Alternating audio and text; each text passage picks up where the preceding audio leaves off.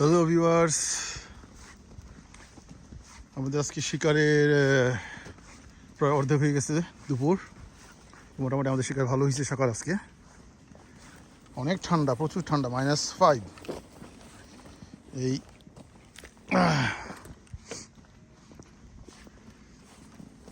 আমি আসবাদ দুজনে মোটামুটি ভালো শিকার করছি। আসবাদ ও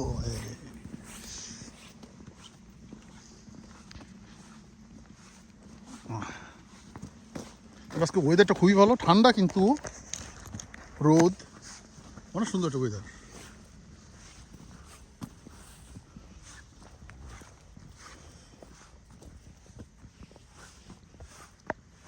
ঠান্ডায় তেমন কোনো সমস্যা হয় না, সকালবেলাও সমস্যা হচ্ছে না, কিন্তু এখন আর তেমন সমস্যা হচ্ছে না।